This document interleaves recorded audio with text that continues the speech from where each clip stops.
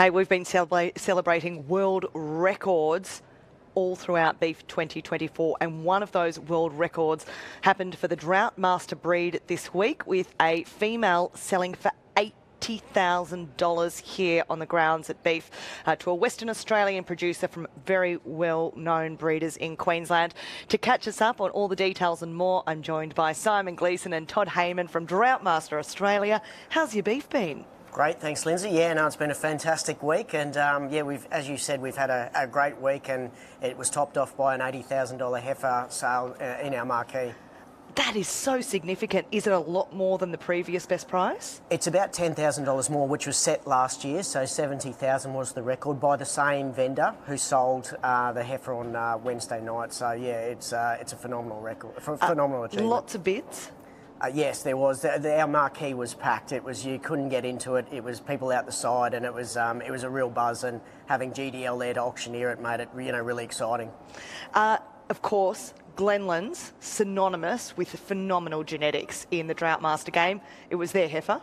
Yeah, that's right. It was their heifer, and look, she'd performed in the ring as well that day, so it made it even more special. And those heifers don't come up for sale very often, so I was very fortunate for Glenland, or very fortunate for the buyer that Glenland's offered that female for sale.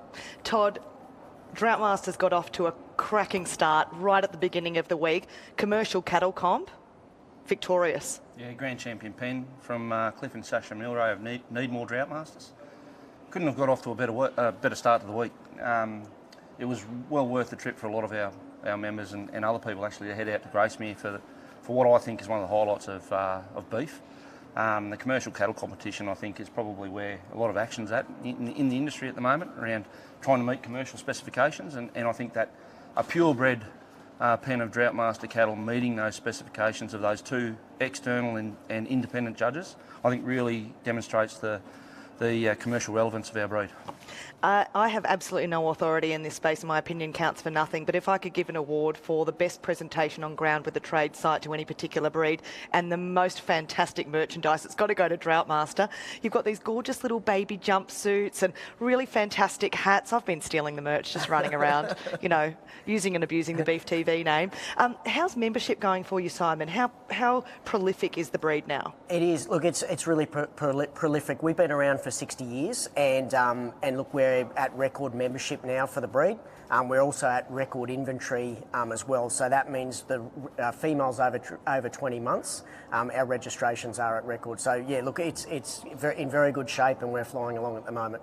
I do the ag show circuit, and so I've got to spend a lot of time just chatting about breeds, and one of my little fun facts is the Droughtmaster all started when some bulls from Melbourne Zoo were made accessible to Queensland graziers. What an interesting story. Yeah, look, it was very interesting. That started back in the 1930s. So they took a couple of bulls out of the zoo, and I think they went up into North Queensland, and a couple of prominent breeders recognised how well they adapted to the environment up there. And at the time, they had the Boss Taurus breed up there, and they crossed them with the Boss Indicus breed, and these zebu bulls out of the zoo, and they saw how beneficial it was to the breed up there and how well they went. So it all started from there, and then obviously the society was registered in 1962, which was in the 1960s, which was 60 years ago. So. Very strong in Queensland, the breed, very strong in Western Australia. Hancock Agriculture absolutely loving Droughtmasters. Todd, you're from New South Wales. Are you a bit of an anomaly with your Droughtmasters? Oh, not so much. So I'm from the north coast of New South Wales. We've had members as far down as South Australia, Tasmania. No. And you'll see Droughtmaster cattle pop up in southern feedlots and southern sale yards. So they're quite adaptable to the southern market. So not necessarily an anomaly, but probably in terms of being up here and representing the breed, I'm probably a bit of an anomaly in that regard. But other than that, no, not necessarily. I love them. So. When did you move into Droughtmasters? Would have been in the late 1990s.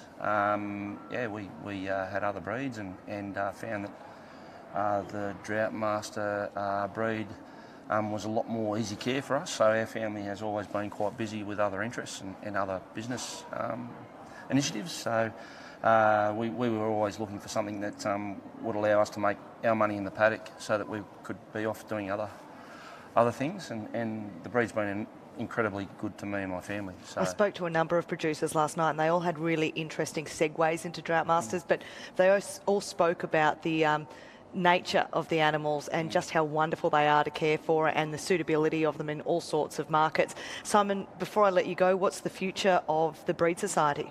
Oh, look, the future is we're always looking for opportunities to grow and expand, and you know, we're all about membership and creating culture in our membership, so that's very important to us. And obviously, we want to, you know, continue to grow the breed and continue to be commercially relevant. That's the number one goal for us. yeah, the site that we've had here at Beef has been really good for our members to come together, and also people who are just interested in Droughtmaster cattle or just cattle in general to come together and share stories and how they've been travelling over the last few years, and that's probably been one of the highlights, I think, for us. Apart from, you know, the commercial cattle competition success, the auction the other night, probably the other highlight is just how well our people have come together and had a good time.